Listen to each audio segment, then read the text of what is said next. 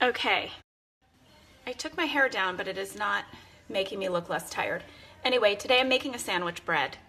And I'm not using Bonnie's book, I am not weighing my ingredients, and I'm using a mixer instead of mixing it by hand. And all of these things, I feel somewhat conflicted. But I really want to find a sandwich bread that my kids will eat enthusiastically in their lunches. I've learned a lot about the additives that go into store-bought bread, and I want to find a fresh bread option for my kids.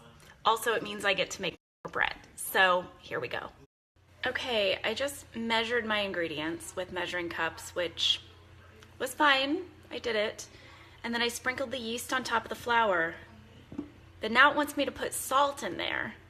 And that like completely goes against everything I've normally been doing. But I'm gonna do it because that's what this recipe says. But I feel skeptical. All right, now I have to bring 1 cup of water up to 110 degrees, which I don't really know how to do that. Just slowly, I guess. Forgive the sound of the mixer, but that is my flour, my salt, and my yeast slowly mixing in the mixer. And now I'm gonna whisk together my warm water, warm milk, honey, and butter.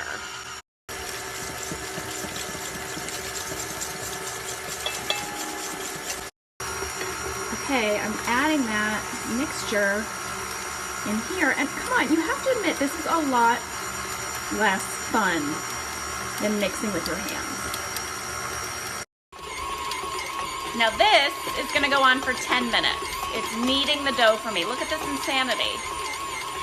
I don't know, you guys. I guess I'm just a purist. I like to make the bread with my hands, but I'm honestly having a hard time with this. I don't know if I'm just still emotional from that video this morning, but I feel like my bread is just getting beat up by this machine rather than being kneaded lovingly by my hands. Guys, I couldn't take it anymore. I had to get it out of there. Here you go, dough baby. That's my little dough baby. All right, here's a cool thing. This recipe taught me how to turn my oven into a proofing box. And so the dough is now proofing in here for about an hour. If my kids like this, I think I'm just gonna see if I can make it again, but knead it by hand. I really, as soon as I turn the mixer off, I feel so much more relaxed. I really do. Also, here's something exciting. Let's go check my sourdough starter that I started on Sunday. It's like 2 days later. Okay, here it is. Look at this guy. Look at that. Look at all those bubbles. Can you see those? That is just flour and water. No yeast. It just ferments using air and time. It is magic. I want you guys to know that I know that the videos today have made me look a little crazy, and I'm okay with that. Don't worry, if you start making bread, doesn't mean you're gonna become crazy like me, but you might. But either way, you will be eating fresh, delicious, warm bread. So it's kind of a win-win, kind of. Okay, that proofed up nicely. Check that out. Can you see that? Now I have to shape it into a loaf. It's very warm. It's very, very warm. This seems very dry. It is like crackling. And I think it got dried out in the oven. I really do. Fingers crossed. Okay, it's in the loaf pan. Now it has to proof another 40 minutes at room temperature.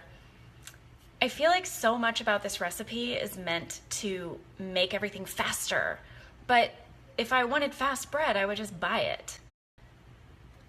I'm skeptical yet hopeful. Okay. The bread is in the oven. I don't know why I'm using this filter.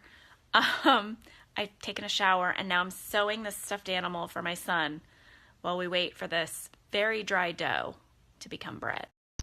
Okay, here it is out of the oven. It smells amazing in my house. I'm letting it cool down and then we'll eat it. We'll slice it up and try it. Let's slice it open.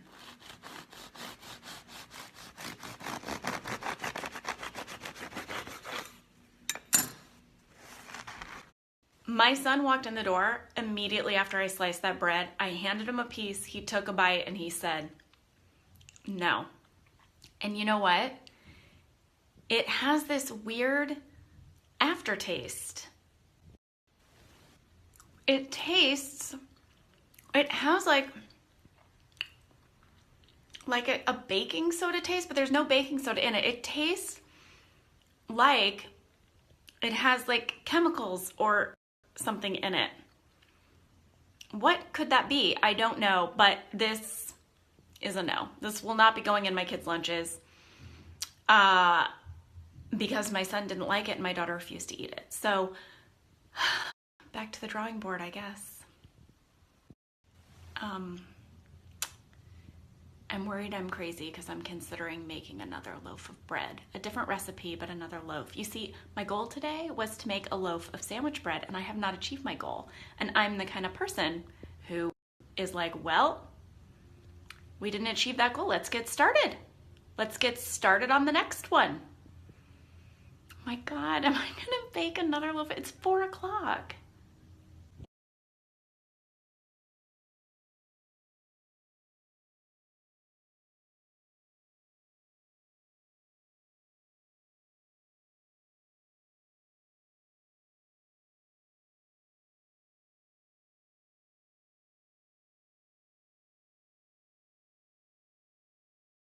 Here it is, second loaf out of the oven. So here is the first one. Very hard. This one, a little better. To be fair, I did an egg wash on the top of this one, which is why it looks shinier and prettier. I'm gonna let it cool, but I'm very curious to see if it tastes better. The science of this was totally different, I can tell. I mixed the dough by hand with my daughter. We kneaded it. There was just so much love, and then I let it just proof naturally. I put it in the microwave with my cup of hot water, with my Kathy Lee and Hoda mug, and I don't know, the whole thing, like I let it take its time. I didn't try to rush it. So we'll see if it tastes better.